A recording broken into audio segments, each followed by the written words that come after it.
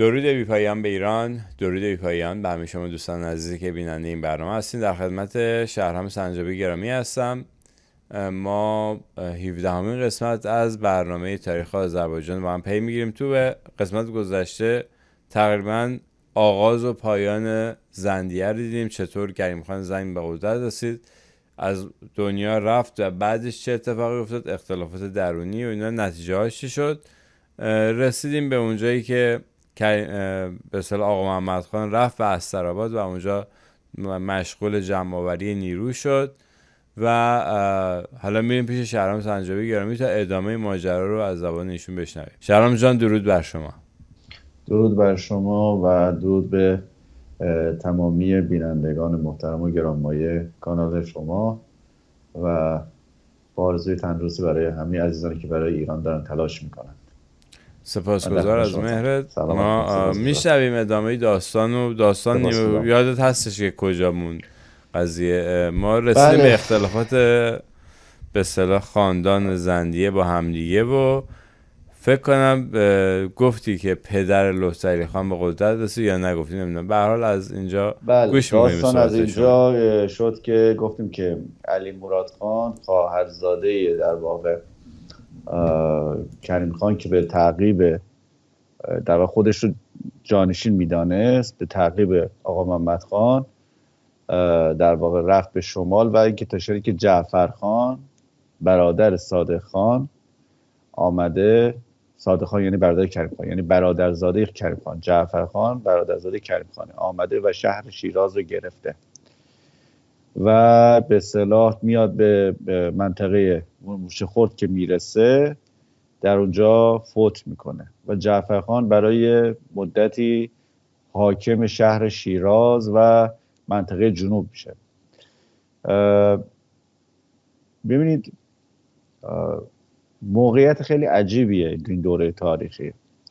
من اسم این دوره رو میذارم دوران بیشاهی. ما متاسفانه تاریخ ما اینو نشون داده. حالا هر بار که ایران دچار این وضعیت بیشاهی شده، یعنی بر روی تخت پادشاهی نبوده، کشور دچار هرج و مرج و جنگ‌های عجیب و غریب، غارت و نهایتاً تجزیه شده. یعنی در یک مسیر رفته که به این نتایج رسیده. ما 3 دوره اینو حداقل تجربه کردیم. دوره اول در واقع دوران بیشاهی ایران، ما با قتل ناجوانمردانه خسرو پرویز شروع میشه و میبینیم که یک جنگی در دربار راه میفته. شاهزادگان متعدد همدیگر رو در واقع کنار میزنن تا اینکه منجر میشه به فاجعه استیلای عرب بر ایران، از بین رفتن تمدن و شاهنشاهی ایران و به نوعی محو شدن ایران. ها تجزیه هم نه، محو شدن نام ایران برای قرنها از روی صفحه جغرافیای سیاسی جهان تا 900 سال. دوران دوم بیشاهی میشه گفت بعد از نادرشاه افشار شروع میشه که این نهایتاً این فاجعه منجر میشه به روی کار آمدن قوم و طایفه قاجار که من صحبت راجع به این طایفه قاجار رو به صورت مفصل میذارم برای برنامه بعد. ولی خب ببینیم چه نتایج سیاهی رو برای ایران به بار آورد. و سومین دورم که میبینید که 44-45 سال اخیر شروع شده و ایران متاسفانه داره به یک مسیر ناکجا آباد داره حرکت میکنه. همه با هم دیدیم و جالب اینجاست که خود فردوسی بزرگ در شاهنامه، حالا همونطور که استاد هومر دارن صحبت میکنن در مورد این اثر بزرگ تاریخ ما این دوران بیشاهی رو در دوران مرگ جمشید یا قتل جمشید تجربه میکنیم که منجر میشه به قدرتگیری ضحاک و یک دوران بسیار سیاه طولانی برای ایران. گویا فردوسی میخواست به ایرانی ها در واقع بگوید که در واقع با نبودن پادشاه کشور چه فتنه ها و چه بلاهای مهلکی رو تجربه خواهد کرد. مشکلی که حالا در دوره کریم خان شکل میگیره، ببینید بحث عدم مشروعیت هستش. من تو برنامه قبلا صحبت کردم. ببینید صفوی ها وقتی شاه اسماعیل آمد و قدرت رو در دست گرفت، برای خودش یک مشروعیت دینی، مذهبی و آسمانی تعریف کرد. آمد در مسجد کبود تبریز یا گوی مسجد گفتش که آتام علی ده آنام فاطمه، من پدرم علی و مادرم فاطمه آمدم تا انتقام شهدای کربلا رو بگیرم و همونجا خودش رو شاهنشاه ایران خطاب کرد و نیروی گستردم البته داشت که همین ایلات در واقع ترک قزلباش بودن و البته در شهرهای مرکزی ایران که حالا چه در دوره بعد از مغول چه در دوره قبل از اون شیعه شده بودن، مانند قم، کاشان، مناطق از خراسان، پایگاه خودش رو داشت، یعنی پایگاه های اجتماعی و مردمی خودش رو داشت و با گذشت زمان هر چقدر مردم ایران بیشتر شیعه شدن، هر چقدر این تشیع گسترش پیدا کرد، مشروعیت صفوی هم بیشتر و بیشتر شد. یعنی شما نگاه کنید شورش هایی که در دوران صفوی رخ میده سر این نیستش که مثلا مردم بگوین که یا اون سران شورشی، اون سرکرده های شورش بگوین من میخوام شاه بشم، از ظلمی، ستمی، شخصی مثلا به خشم اومدن و شورش کردن. حالا ولی شما جالبه میبینید بعد از در واقع کنار رفتن صفویه و در حالی که هنوز مردم چشمشون دنبال صفوی است، یعنی در دوره نادرشاه افشار، با اینکه در واقع بزرگان کشور جمع میشن و نادرشاه افشار رو به حکومت انتخاب میکنن، باز هم صفوی است که مشروعیت داره و حتی میبینیم که این نبود مشروعیت، حالا چیزی که حالا در شاهنامه هستش یا اندیشه های نیاکان مفرح ایزدی در نادرشاه افشار به نوعی، بسیاری در واقع مدعی پادشاهی میشن به صورت موازی. مثلا همین دوست محمد خان بلوچ به نادرشاه میگه آقا جان تو با 5000 خاندان افشار مدعی پادشاهی هستی، پادشاه معرفی کنی، من 80000 خاندان 5000 خاندان افشار، شما مدعی پادشاهی شدید، من پشتم 80000 خاندان بلوچه. یعنی میگه خب چرا من شاه نشم؟ چرا تو شاه شدی؟ چرا من شاه نشم؟ و میبینیم که سطح منازعات ملی به تدریج به دعوای ایلی و قبیله‌ای میکشه که بعد از مرگ نادرشاه افشار این دیگه خیلی عیان میشه. یعنی بختیاری و زندیه هم با هم ائتلاف میکنن، بعد زندیه و بختیاری رو میزنن کنار، نهایتا زندیه با ایل قاجار درگیر میشه. یعنی اینقدر سطح منازعات یعنی میاد پایین. یک کشور دعوای بین ایلات رسما راه میفته. خب از اون طرف هم اطرافیان کریم خان اصلا یک دیده به قول معروف ملی به قضیه نداشتن. وقتی کریم خان جنازش رو زمینه، اینا مثل که دعوای بین مراتع صاحب شدن بر مرتع رو دارن با هم میکنن، شمشیر رو میکشن به روی همدیگه. آنقدر طمع کاری در اینها زیاده، به اینقدر بینش اینها پایینه، بدون اینکه خطرها رو ببینن در اطراف خودشون، اما از خطرهای خارجی. حالا فرانسه، انگلستان که در خلیج فارس کشتی دارن، منتظرن نشستن. بالا روسیه هست که از زمان پایان صفوی دندان تیز کرده، بارها جلو آمده. عثمانی هم که همیشه بوده. آقا محمد خان که رفته نیروهاشو بیاره، بدون کمترین تفکری شمشیرها رو به روی هم میکشن، برادر با برادر، برادرزاده با عمو، شروع میکنن به کشت و کشتار همدیگه.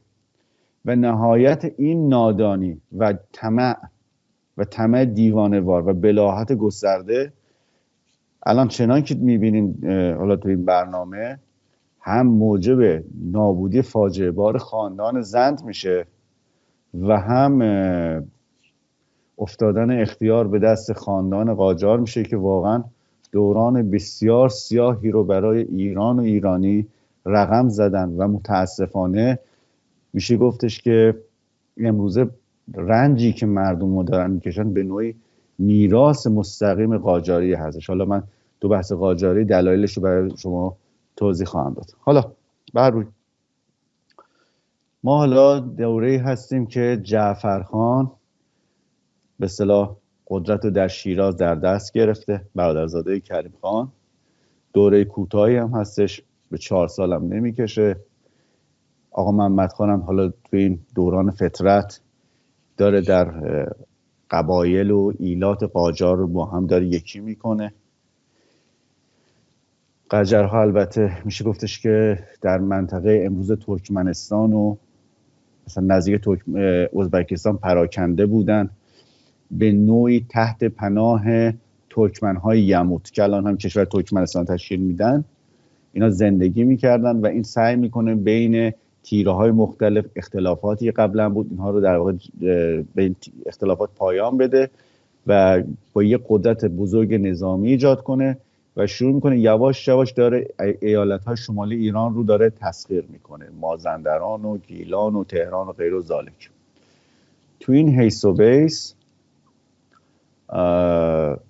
والی شهر شیراز یک شخص به اسم سید مراد خان، سید نه، سید همون صیاد که میگن اسمش سید مراد. سید مراد خان بر علیه در واقع، حالا نمیدونم اسمش شاه میشه گذاشت جعفر خان و نمیشه گذاشت، خانه چیه، ببینید مملکت به چه رسیدی که از پادشاهی رسیده به خانخانی. این رو میکشه، سرش رو میبره، از بالا ارگم میندازه پایین و میگه من حاکم منم. و همین راحتی. پسرش که لطفعلی خان باشه، جوانی 20 ساله، بسیار سلحشور و دلاور، این رفته شورش لار رو در واقع کنترل کنه. حالا منطقه لار و لارستان 2 تا برادر بودن، اینا به تناوب یکیشون میومد تو شیراز گروگان میموند، اون یکی برادر چند ماه حکومت میکرد، بعد برمیگشت اون یکی برادر میکشت حاکم میشد. بعد هیچی، اون یکی برادر خودشو خلاص میکنه، به هم دیگه میرسن و شروع میکنن توی لارستان برای خودشون حکومت مستقل. که لطفعلی خان میره در واقع این شورش در واقع لار رو پایان میده، 2 تا برادر فرار میکنن میرن بندر عباس، بهش خبر میرسونن که بله چه نشستی که شیراز، پدرت هم سرشو بریدن و این آقای سید جعفر سید مراد خان ماده نشسته توی تخت، حالا دیگه پادشاهی نمیشه گفت، تخت خانخانی، و ایشون خودشون میرسونه و ارگ رو فتح میکنه، همین ارگ شیراز رو فتح میکنه، سید مراد خان رو میگیره، خودش رو خفه میکنه، طرفداراش هم یا اعدام میشن یا کور میشن. تو این حیث و بیس حاج ابراهیم خان کلانتر اینو انتخابش میکنه به عنوان کلانتر شهر شیراز. حاج ابراهیم خان کی هست اصلا؟ حاج ابراهیم خان، حاج ابراهیم خان در واقع در زمان، اگر اشتباه نکنم، حمله اول کریم خان به شهر بصره، تعداد زیادی از یهودیان بصره به داخل ایران مهاجرت میکنند که بزرگ اینها فردی است به نام آشر. آشر وقتی به ایران میرسه اعلام میکنه من مسلمان شدم و نام خودش رو به هاشم تغییر میده. حاج ابراهیم خان کلانتر پسر همین هاشم هستش و کلا سرنگونی زندیه به دست همین حاج ابراهیم خان شکل میگیره.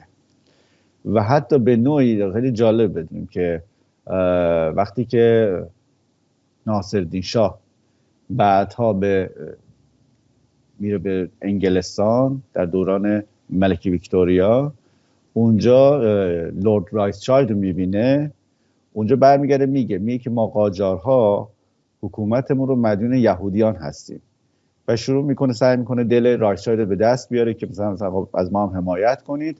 و اتفاقا جالب بدونید اولین بار کسی که پیشنهاد میده شکل‌گیری چیزی شبیه کشور اسرائیل رو ناصرالدین شاهه.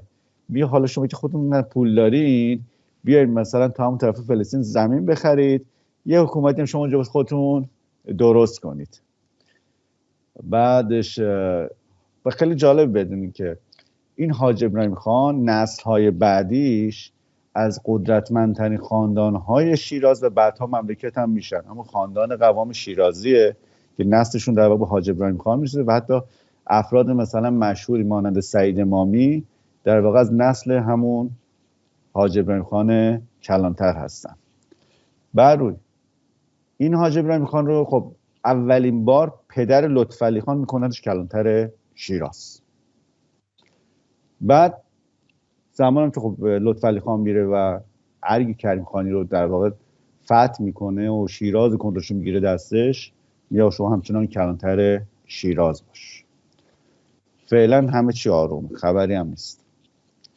اولین اختلاف بین این و یعنی حاج ابراهیم خان کلانتر و لطفعلی خان سر یک آقای به اسم میرزا مهدی خان لشکرنویس راه میفته. میرزا مهدی خان لشکرنویس ماجراش چیه؟ این آقا در واقع محاسبه مالیات میکرده، گویا حالا به قول امروزی ها اختلاس میکنه، دزدی میکنه. پدر لطفعلی خان متوجه میشه، دستور میده که در واقع برای تنبیه گوشاشو ببره. بعد زمانی که خود جعفر خان در سر شورش سید مراد خان کشته میشه، سرش میبرن، شایع میشه که این آقای میرزا مهدی به اصطلاح با سر جعفر خان بازی میکرده، چه میدونم لگد میزده، شوت میزده به سرش، همچین چیزی. بعد لطفعلی خان کی میاد شیراز، گریبان اینو میگیرن و میارنش. حاج ابراهیم خان کلانتر میاد اینجا واسطه میشه، خود اینم نفی میکنه، نه من همچین کاری نکردم و بعد به اصطلاح دروغ و برای من ساختن و از اینجور حرف. بعد کلی قسم و لابه و گریه و زاری، حاج ابراهیم خانم میگه آقا این نکرده، اینو به من ببخش. حالا چه انگیزی داشت حاج ابراهیم از دفاع و شفاعت از این میرزا مهدی معلوم نیست. اینم میبخش و قرار میشه بهش خلعت بدن. مادر لطفعلی خان وقتی اینو میشنم خیلی شاکی میشه، میگه قاتلای پدرتو بخشیدی که هیچ، یک کسی که این همه بی‌حرمتی کرده به جنازه پدرت، به جای تنبیه تازه خلعت هم میدی. حرفای مادر خیلی به لطفعلی خان بر میخوره. خب جوونم بوده، 20-21 سال بیشتر سن نداشته. تصمیم میگیره که میرزا مهدی خان رو از بین ببره. صداش میکنه، مثلا یه روز مونده بودن نامش خلعت بدن، بهش میگه میرزا مهدی به نظر تو اگر یک نفر به در واقع به بزرگ خودش، ارباب خودش خیانت کنه، به نظر تو با چیکارش کرد؟ میرزا مهدی میگه چنین بیشرفی رو باید زنده زنده سوزوند. بعد میگه تو راست میگی، باید موافقم. میگه بندازینش و زنده زنده بسوزونش و زنده زنده اینو میسوزونن. حاج ابراهیم خان خیلی سر این قضیه دلخور میشه از لطفعلی خان و اولین اختلافات از همینجا رخ میده. بعد روی خب آقا محمد خان خبرام خب به آقا محمد خان رسیده که آقا جان تو این اتفاقات تو این شیراز افتاده، جعفر خان کشتن، پسرش آمده و پسرش حالا داره مستقر میشه. اونم میدونه خب لطفعلی خان یه پسر جوان 20 سال است. آقا محمد خان موقع نزدیک 36-37 سال سنشه، این حدود اگه شک نکنم، یا کمی جوان‌تر.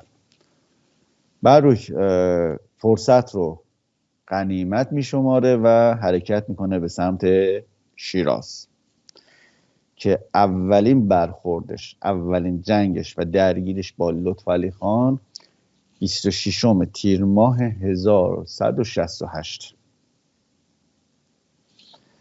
خب حالا توی اثنای جنگ لطفعلی خان آمده بیرون، از دروازه اومده بیرون، دارن درگیر شدن با سباق محمد خان. بعد یه چیز نمیدونم خنده‌دار میشه گفت، گریه‌دار میشه گفت، عموی لطفعلی خان یک فرد به نام محمد خان زند به تصور این که اگر لطفعلی خان شکست بخوره من شاه میشم، با سواران خودش میدون ترک میکنه. یعنی بلاهت تا چقدر، فکر کنید در مقابل لشکر جرار آقا محمد خان وایسادن، این ترک میکنه. لطفعلی خان میبینه که اوضاع اینجوری شد، لشکر رو دستور عقب نشینی میده، میرن به داخل ارگ، شیراز در واقع محاصره میکنه. بعد از 2 محاصره، چون اینا 10,000 نفر بودن، سپاه آقا محمد خان 10,000 نفر بود، سپاه در واقع لطفعلی خان 2,000 نفر. و بین خب آذوقه 10,000 نفر تامین کردن کار راحتی نیستش، مجبور میشه ترک کنه شیراز و برن به همون مناطق خودشون تا بعدها با تدارکات بیشتری برگردن. لطفعلی خان در واقع پیش دستی میکنه، میگه که این محصولات تمام اطراف شیراز رو درو کنید، محصولات رو بیارین داخل شیراز که اگر محاصره شدیم ما بتونیم مثلا توی محاصره دووم بیاریم. بعد میبینه از آقا محمد خان خبری نشد، خیالش راحت میشه و میگه خب برم کرمان رو هم به در واقع فرمان خودم در بیارم. حمله میکنه به سمت کرمان. اونجا یه ابوالحسن خانی بود بهش میگفتن ابوالحسن خان بگلربیگی کرمان که هم در دوران نادرشاه و هم در دوران کریم خان والی کرمان بود. بعد چون این از امامان اسماعیلیه بود، مذهب اسماعیلی، چون مذهب اسماعیلی توی کرمان کمابیش طرفدار داره، بهش به اصطلاح بهش گفتن ابوالحسن شاه. زمانی که میره به سمتش این میگه خب چیکار کنیم با لطفعلی خان؟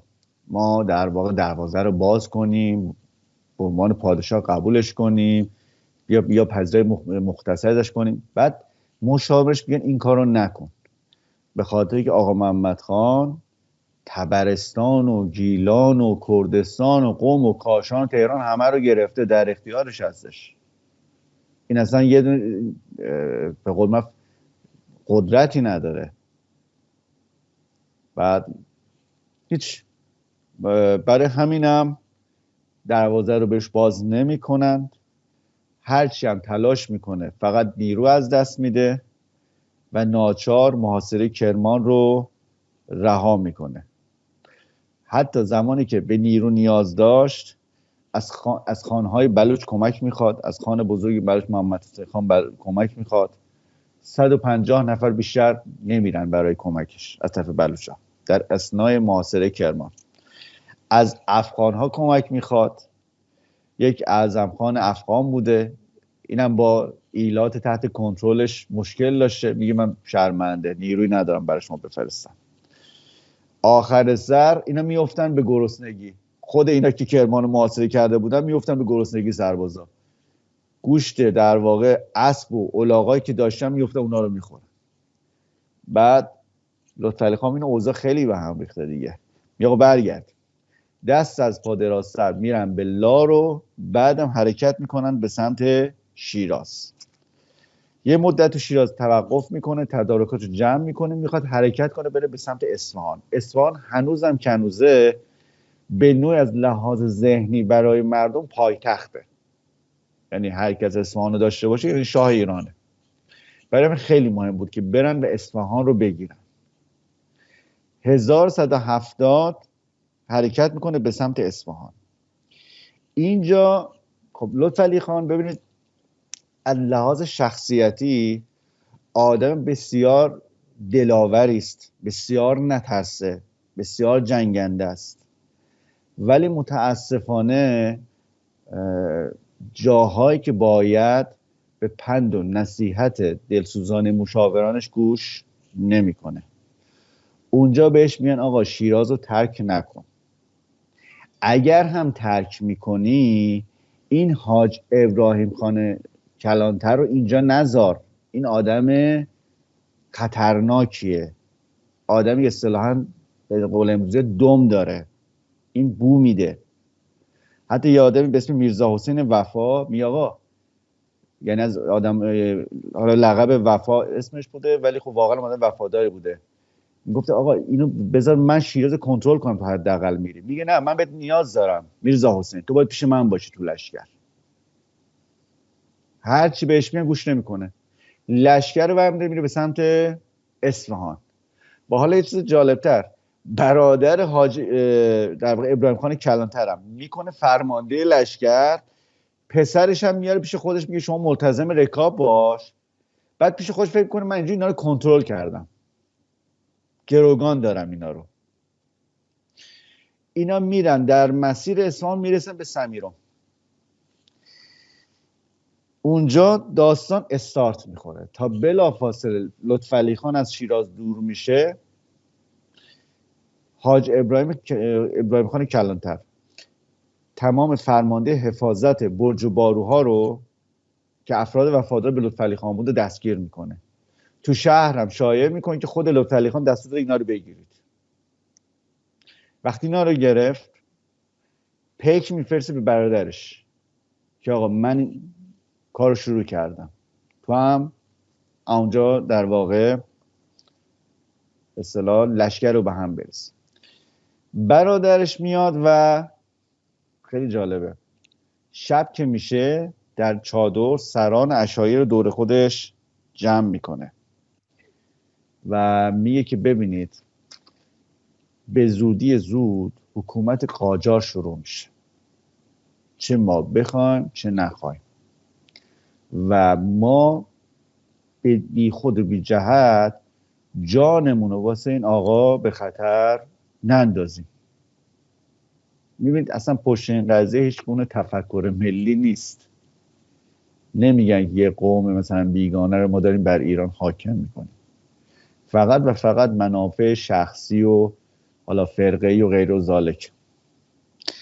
و جالب نیست شب بهشون همونجا بهشون میگه که منم با توجه به فرمانده لشکرم، من احساس میکنم در واقع زمزمه های مبتنی بر شورش داره میرسه، احتمالاً شورش بشه توی لشکر.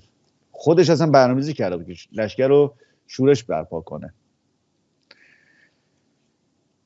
نصف شب میشه، طبق همون پلان و نقشه‌ای که ریخته بودن، افراد در واقع برادر حاج ابراهیم خان کلانتر شروع میکنن، شترهایی که اونجا بودن مشعل آتش میذارن پشت شترها. بعد این سنج و چیزای فلزی که داشتن به هم میکوبن، این شترها رو وحشت میکنن، رم میکنن موقع دویدن و فریاد زدن اسبا هم رم میکنن. بعد لطفعلی خان سراسیمه از خیمهش میاد بیرون، میگه چی شده؟ مثلا شبیخون زده مثلا آقا محمد خان.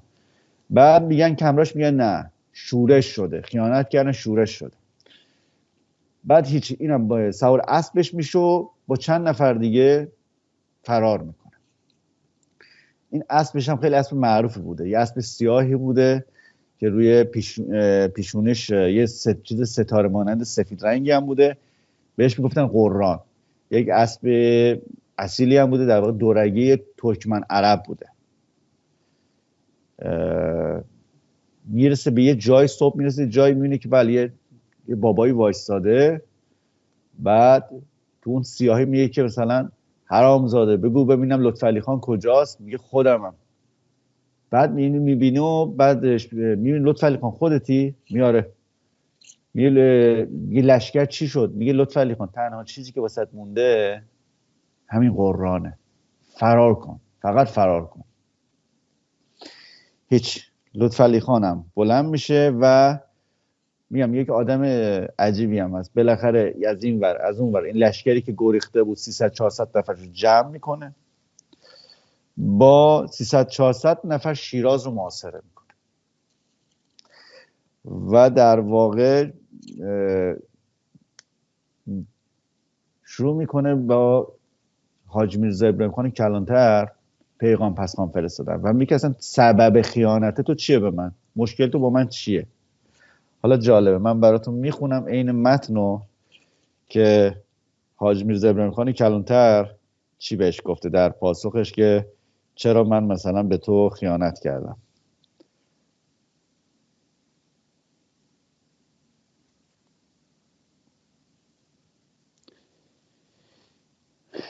کلانتر ببین چی میگه بهش. میگه من بر اراده تو آگاه شدم و دانستم که در عهد اقتدار تو به جایی نخواهم رسید و روزگارم را تباه خواهی ساخت. لذا محض حفظ سلامتی تو خود تو را از ملک آواره کردم. دیگر از شیراز قطع امید و ترک نوید کن. یعنی داستان برای تو تموم شده. لطفعلی خانم این خبر میشنوه میخنده، میگه کلانتر هرچه که باشد شهری است و همراهانش اهالی بازارند و تاب مقاومت در برابر سپاهیان و ایلات را ندارند. یعنی ما نظامی هستیم، ایلاتی هستیم، این نه، یه سری تاجر اینا دور خودش جمع کرده، این نمیتونه چیز کنه. بعد از اون طرف حاج ابراهیم خان خانواده های اینها رو گروگان داشت، هم خود خانواده لطفعلی خان رو، هم خانواده این کسایی که دور برش بودن. نامه می نویسه اگه بیخیال لطفعلی خان نشید من خانوادهتون از بین میبرم. به هر حال در همین همزمان هم نامه می نویسه به آقا محمد خان و میگه که بیا من زمینه آماده است، شهر رو به تو تسلیم کنم. آقا محمد خانم رفته آذربایجان رو گرفته، داره برمیگرده که نامه بهش میرسه.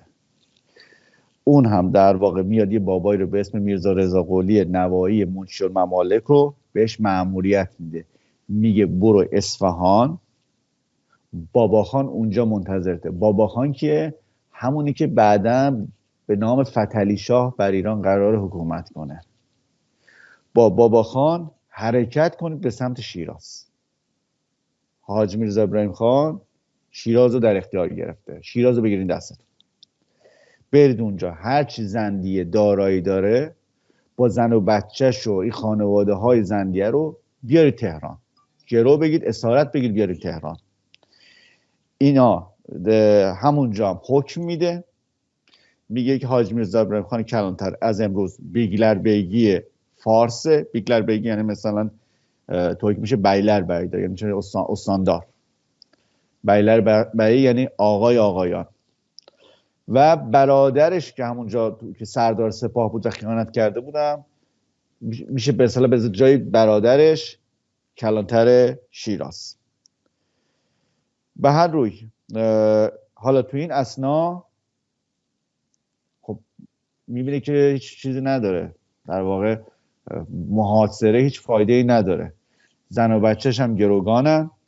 میگه بریم بوشهر نیرو جمع کنیم. حالا ورداشته اون اطراف همراهان خودشو دارن میرن به سمت بوشهر. خب از توی مسیر شیراز تا بوشهر میرسن به کازرون. اونجا یه حاکم کازرون، قلعه کازرون، فردی به اسم رضا قلی خانه که این رضا قلی خان پیغام داره از حاج میرزا خان کلانتر که لطفعلی خان که اومد دستگیرش کن. این با 400 نفر در واقع مسیر رو میبندن به روی لطفعلی خان، درگیر میشه و اینا همه چیز رها میکنن و فرار میکنن. لطفعلی خان اینا چون اینا تعریف نیستن دیگه، تعدادشون کمه، میرن به این کوه ها و اینا پنهان میشن. در یک کوهنوردی طولانی میرسن به دشتستان. بعد اونجا تازه میرسن به بوشهر، میگن حاکم بوشهر نه تنها کمکشون نمیخواد بکنه، تازه میخواد بگیرتشون و تحویلشون بده به حاج میرزا خان کلانتر. دوباره گریز و فقط یه نفر اینجا بهشون کمک میکنه، اونم یک شخص به اسم میرعلی خان حیات داوودی از بندر ریک. یه سری نیرو به لطفعلی خان میده و این لطفعلی خان که این نیرو رو برمیگرده به کازرون که انتقام اون کارای حاکم قلعه کازرون رو بگیره. میره اونجا قلعه کازرون رو میگیره. رضا قلی خان و پسرشون همونجا درجا کور میکنه. همونجا زمانی که توی کازرون مستقره عده‌ای از طوایف زندیه بهش میپیوندن. بازم یه گروه کوچکی، لشکر کوچکی درست میکنه. حاج ابراهیم خان که این قضایی میشنوه این دفعه یه خوش لشکر میفرسته که تو برازجان درگیر میشن. لطفعلی خان به راحتی پیروز میشه و دوباره میاد شیراز رو محاصره میکنه. بعد این حاج ابراهیم خان کلانتر بسیار فرد سیاس حیله‌گری هم بوده. میبینه در داخل شهر شیراز این سران ایلات و اطرافیانشون اینا مسلحن، اینا اگه شورش کنن و خب اخبار رو میگیره دیگه، میبینی اینا مثلا چی صحبت میکنن با هم و طرفدار لطفعلی خان هستن، میگه من باید اینا رو خل سلاح کنم. می آقا بیاین، خب من بگلر بیگی فارسم دیگه، میخوام به شما مواجب بدم. بعد میرن اینا یکی یکی مواجب بگیرن، میگن نه باید سلاح رو تحویل بدید بعد برید اونجا که بهتون مواجبتون بهتون بدن. 3000 نفر رو با این کلک خل سلاح میکنه، بعد میفرستتشون بیرون شهر. خب اینا میرن میپیوندن به لشکر لطفعلی خان، ولی چه فایده؟ اسلحه‌ای ندارن، افرادی هستن با دست خالی. بعد دوباره حاج ابراهیم، حالا این وسط، حالا تو این حیث بس لطفعلی خان به حاج ابراهیم خان کلانتر میگه آقا جون من کاریت ندارم، بیا برو، میخوای بری به عثمانی پناهندش رو، میخوای بری به هند پناهندش رو، من کاریت ندارم. بعد حاج ابراهیم خان که در واقع یک روباهی برای خودش، یک نامه می نویسه از قول به اصطلاح یک سری از فرماندهان نظامی که آره ما بیا، ما شبانه این در رو باز میکنیم، شما بیا داخل. میخواست در واقع لطفعلی خان رو گیر بندازه. لطفعلی خان حرکت میکنن شبانه، وارد دروازه‌ای که بوده دروازه فرعی شیراز بوده بشه، متوجه کلک میشن و از اونجا جان به در میبره. به هر حال تو این هیست و بیس نیروهای قاجار میرسن، نیروهای قاجار میرسن درگیر میشن، شکست میخورن، قاجاری ها شکست میخورن. خب خبر میرسه که به آقا محمد خان که آقای نیرویی که فرستادی لطفعلی خان اینا شکست داد. این دفعه 7000 تا سوارکار رو، 7000 سوارکار قجر رو میده دست دو نفر به اسم رضا قلی خان و محمد خان که برید شما با لطفعلی خان درگیر بشید. لطفعلی خان میبینه که خب تعدادش زیاد نیست، میگه بذار اینا برن داخل شیراز، ما اینا رو محاصره کنیم. به هر حال این اتفاق هم میفته، اینا میان اول توی داخل شیراز که میمونن گیر میکنن، میخوان محاصره رو بشکنن، در غرب شیراز با نیروی لطفعلی خان درگیر میشن در سال 1171 خورشیدی. باز لطفعلی با اینکه 2 برابر بود تعدادشون، ولی اون رشادت خود لطفعلی خان و اطرافیانش باعث میشه که برای بار سوم آقا محمد خان ناکام بشه. این رضا قلی خانم گیر میارن، اسیر میشه، کورش میکنن. دوباره حاج ابراهیم خان کلانتر یک نامه مینویسه به آقا محمد خان قاجار. متن نامش عیناً از روی نامه براتون بخونم. حاج ابراهیم خان میگه که چنانچه سمند جهان نورد همت به طریق سرعت مراحل صوب فاس را نپیماید، اساسی که چیده شده به دست سعی و اجتهاد اهل عناد برچیده خواهد شد. یعنی اینکه اگر سرعت عمل به خرج ندی، تمام این کارهایی که ما کردیم به دست لطفعلی خان به باد میره.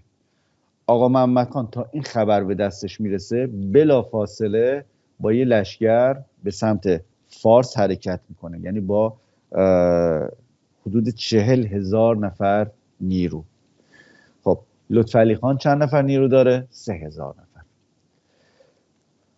خب این وسط صحبت میکنن که آقا چیکار کنیم؟ یارانش میگه آقا ما چاره‌ای نداریم به جز شبیخون. بعد لطفعلی خان میگه نه، شبیخون نامردیه، ما ناجوانمرد نیستیم، ما اینجور نمی جنگیم. بعد میگه آقا ناجوانمرد 40,000 نفرن، هر کدوم اسم ما باید با 10 نفر طرف بشیم. یعنی در واقع خیلی جوانمرد و اصطلاح امروزی ها مشتی بود لطفعلی خان. برای میپذیریم چاره نیست. نهایتا در یه جای به نام شهرک بین اصفهان و شیراز اینا شبیخون میزنن.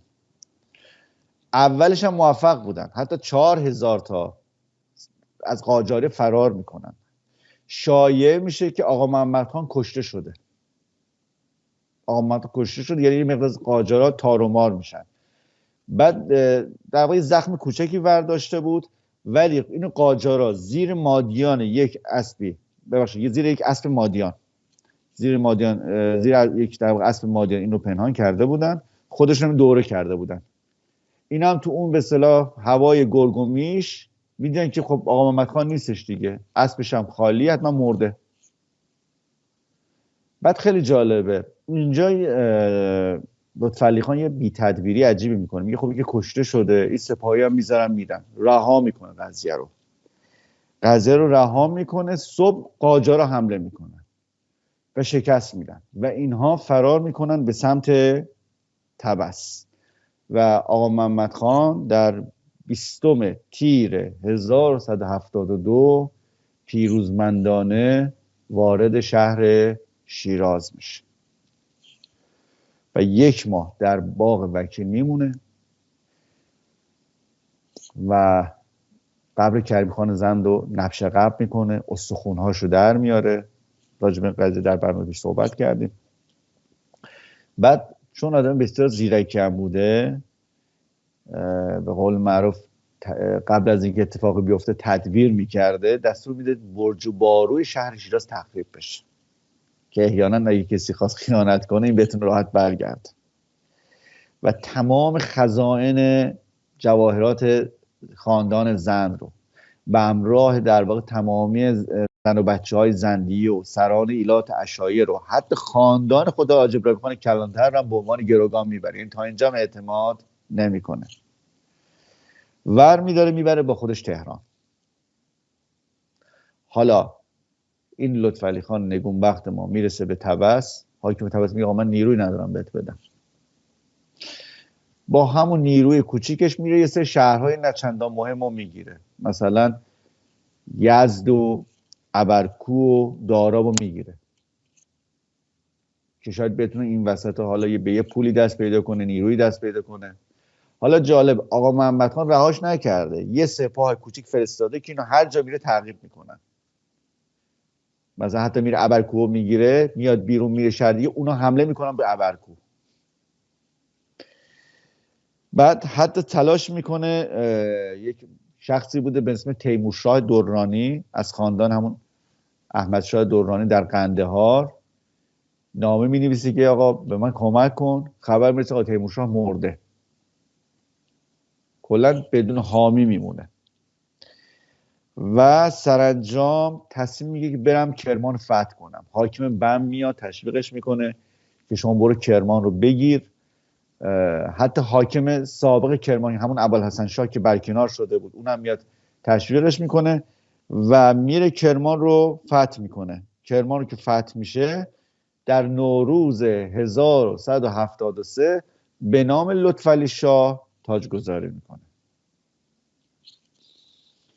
که در این اثنا جنگ پنجم شروع میشه. تا آقا محمد خان خبر در واقع سقوط کرمان رو میشنوه به دست لطفعلی خان، در واقع در اردیبهشت 1173 یعنی 1 ماه بعد از تاجگذاری لطفعلی خان لشکر میفرسته به سمت کرمان. این جنگ سرنوشت سازیه که در واقع میشه گفت تکلیف زندیه در همین جا مشخص میشه. جنگ پنجم هستش. جالب لطفعلی خان وقتی این داره لشکر میاد میشنوه که قجرها دارن میان، برای که مردم سراسیمه نشن و لشکر خودش دست و پاش گم نکنه سعی میکنه خبر رو مسکوت بذاره. حتی زمانی که میشنوه چند تا از اصطلاحاً بازاری خبر رو پخش کردن، دستور میده برای تنبیه دستگیر کنن و گوشاشون رو ببرن. شما چرا مثلا خبر رو پخش کردین؟ خبر اومد آقا محمد خان. آقا محمد خان میاد، کرمان کامل محاصره میشه. تو یه مایلی شهر خودش چادر میزنه، بعد دستور میده باشه که اینا نتونن فرار کنن، خودش دور، یعنی اونجایی که به اصطلاح برج و بارو بودن و دروازه ها وجود داشت، جلوی دروازه خندق بکنن کسی نتونه فرار کنه و محاصره شروع میشه. محاصره وحشتناکی کرمان شروع میشه. 1 ماه از محاصره که شروع میشه یواش یواش مردم میفتن به گرسنگی. اولین بار و حالا تو این 1 ماه هم بیکار نیستن ها، دو طرف درگیرن. اینا توپ شلیک میکنن و از بالای برج بارو به اصطلاح با تفنگ میزنن بعد بعضی روزها لطفعلی خان به صورت چریکی چند نفر میاره با خودش بیرون، با قجرها درگیر میشه، کشته کشتار میشه، دوباره برمیگردن، دروازه ها رو میبندن. یعنی جنگ های چریکی ادامه داره. بعد واسه اینکه در واقع نونخور کم بشه تو کرمان، 12,000 تا از مردم فقیر و از کسبه و عجزه، یعنی کسی که عاجز هستن، اینا رو از شهر میفرستن بیرون. بعد مردم کرمان میفتن به خوردن پشکل گوسفند و پوست گوسفند و حتی خاکره. مشهوری که اون زمان تمام سگ گربه‌های کرمان رو میکشن و میخورن، به این حد میرسن. بعد حتی هسته خرما. این بار لطفعلی خان 12,000 تا زن رو و بچه رو بیرون میفرسته که آقا محمد خان میگه اینا رو توی روستای اطراف اینا رو پراکنده کنید. نهایتاً یک کسی که مسئول حفظ در واقع حفاظت اون باروی شرقی کرمان بوده، یک بابایی بوده مثل قاسم خان چوپاری. این میاد تبانی میکنه با چند تا از قاجارا، میگه که من زمانی که فریاد زدم دوران محمد شاه آغاز شد، شما حمله رو شروع کنید، من دروازه رو باز میکنم. بعد این وقتی میگه فردا، اینا خوب متوجه نمیشن میگه فردا. بعد این فردا اون روز یهو فریاد میزنه دوران محمد شاه آغاز شد. میگه کسی خبردار نشد. آدمای زندی به این حمله میکنن. این با دو تا از یعنی از همراه خودش با یه نفر دیگه، دو تا از بالای برج بارو میپرن پایین، فرار کنن، میگیرنشون، میارن میشه لطفعلی خان، اینا میگیرنشون. لطفعلی خان دستور میدین و تیکه تیکش کنن. به هر روی نهایتا در 2 آبان 1173 برابر با 24 اکتبر 1796 کرمان سقوط میکنه. حالا در مورد سقوط کرمان روایت متفاوته. بعضی میگن که یک آقای به نام نجف قلی خراسانی که جانشین قاسم خان چوپاری شده باشه، این خیانت میکنه، دروازه رو باز میکنه. بعضی میگن نه، چون خود این آقای نجف قلی خراسانی رو اصلا آقا محمد خان بعد دستور میده بکشنش. خود در واقع قاجارها بودن که تونسته بودن وارد شهر بشن و آقا محمد خان کرمان رو فتح میکنه و لطفعلی خان با 2 تا عموهاش و چند نفر از همراهان در واقع با جنگ و گریز از طرف باروی غربی میزنه بیرون و میگن این خندقی که کنده بودن 8 متر بوده و لطفعلی خان 8 متر با اون اسب معروفش میپره در حدود مثلا 8 ذر که ذر نزدیک به متر هستش، اگه اشتباه نکنم 1.02 متره. و فرار میکنن، با تاخت میزنن به سمت بم، میان به سمت بم. حالا این در بم آقا محمد خان حالا به اصطلاح آمده مستقر شده. 600 نفر در جا از زندی گردن زده میشن، بعد 300 نفر از اطرافیان و هر کسی که طرفداراش بودن، از سربازاش بودن. بعد دستور میده که در واقع یکی بزرگان زندیه رو بیارن، اول گوشاشونو میبرن، بعد چشماشون از حدقه در میارن و از بالا میندازن پایین. و جالب بدونید که با دوربین از بالای بلندی کشتار مردم رو نگاه میکرد و لذت میبرد.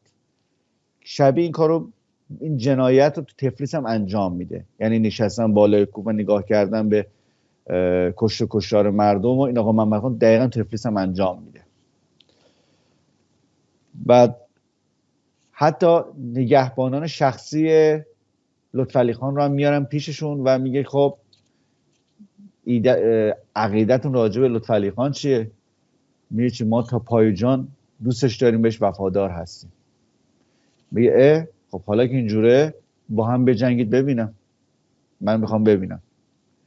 اینا هم ور میدارن به جنگ که با هم بجنگن، خودشونو میکشن، همونجا خودشونو میکشن. و آقا محمد خان به خاطر که مردم کرمان همراهی کردن لطفعلی خان رو، تعداد بسیار زیادی رو کور میکنه. حالا عدد 20,000 توی تاریخ آوردن، حالا 20,000 شاید کمی اغراق باشه، ولی خب نشون میده که تعداد بسیار زیادی کور شدن توسط آقا محمد خان و برای همین کرمان تا سالیان سال به شهر کوران معروف بود.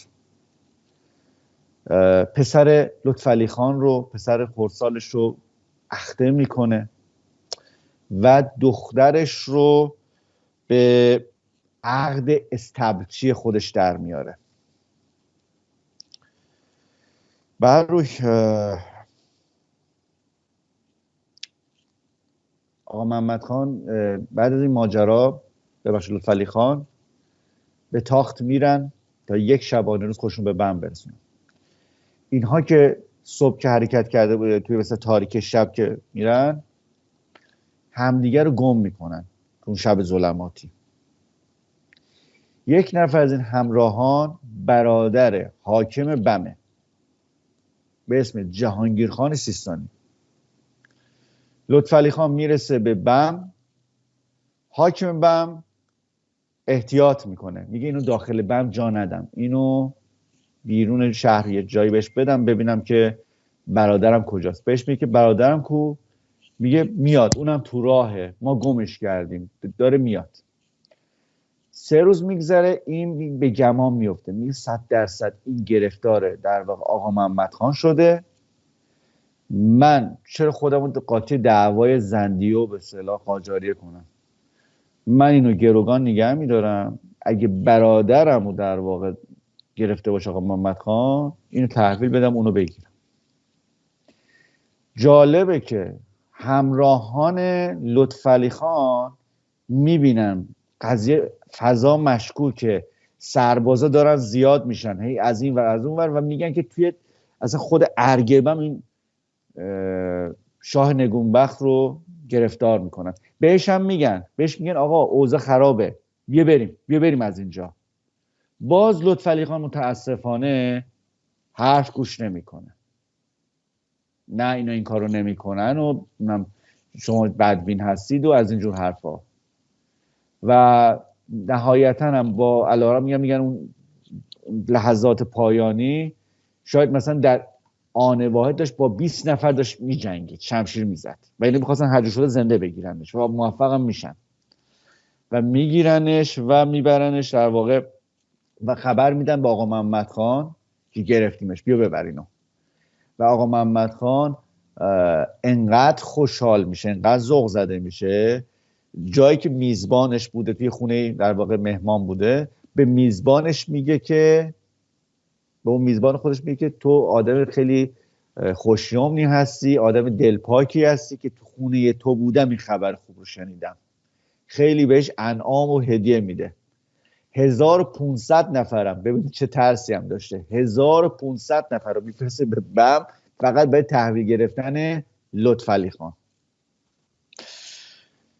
میاننش و متاسفانه کار خیلی با این دلاور زند انجام میدن. اول که خب 2 الماس این توی همیشه تو بازوش داشت، یکی الماس تاج ماه بود، یکم دریای نور، این از بازوش باز میکنن، کورش میکنن تو همون تهران جلوی چشم آقا محمد خان بهش تجاوز میکنن بارها. بعد میندازن توی وضعیت بسیار بعد سیاهچال میندازنش و در دوره که در زندان بود لطفعلی خان شعر معروف رو میگه یارب ستدی مملکت از همچو منی، دادی به مخنثی نه مردی نه زنی. مخنث منظورش آقا محمد خانه. از گردش روزگار معلوم شد، پیش تو چه دف زنی چه شمشیر زنی. یه جوری در واقع گلایه میکنه از پروردگار، یعنی که این آدمای بی ارزش رو در واقع تو غالب کردی بر این آدمهای جنگی و با ارزش و دارای ریشه. بر روی در 26 سالگی به تحریک و درخواست حاج ابراهیم خان کلانتر خفش میکنن. حالا بعضی میگن که نه، فقط حالا تحریک حاج ابراهیم خان نبوده، آقا محمد خان در واقع خبر میرسه که تمام جنوب ایران هنوزم که هنوزه لطفعلی خان رو به عنوان پادشاه میشناسن مردمش و اینکه واسه اینکه این قضیه داستان نشه دستور میده اصطلاح خفش کنن و الان در حال حاضر آرامگاهش در امامزاده زید تهران هستش. در 26 سالگی اتفاق میفته. جالبه که سر جان ملکم بعدها در ایران در واقع نماینده دولت انگلستان در ایران میشه، عبارت خیلی معنیداری رو میگه که صفحات تاریخ از بازگویی آنچه که بر آن اسیر خسروانی رفت سیاه رو خواهد بود. خیلی جالبه نگاه مثلا یک انگلیسی که چجور هست برسه بر روی ایران و مردمش بعد از این به مدت 125 سال گرفتار یکی از سیاه‌ترین و شوم‌ترین دوران خودشون میشن که در این دوران چه از لحاظ اقتصادی، چه از لحاظ اخلاقی، چه از لحاظ فرهنگی، چه از لحاظ سرزمینی و تمامیت ارضی، تنها چیزی که برای مردم داشت تباهی و تباهی و تباهی بود. من در اینجا داستان کوتاه میکنم. بازگویی ماجرای آقا محمد خان، ادامه جنایاتش در شهر تفلیس و گرجستان و چگونگی مرگش و رویدادهایی که منجر به آغاز جنگ‌های ایران و روس و از دست رفتن تمامی قفقاز شد رو به برنامه بعد واگذار میکنم. سپاسگزارم از شما. سپاسگزارم از شهرام جان، استفاده کردیم و تا برنامه بعد. بدرود. خواهش می‌کنم. بدرود.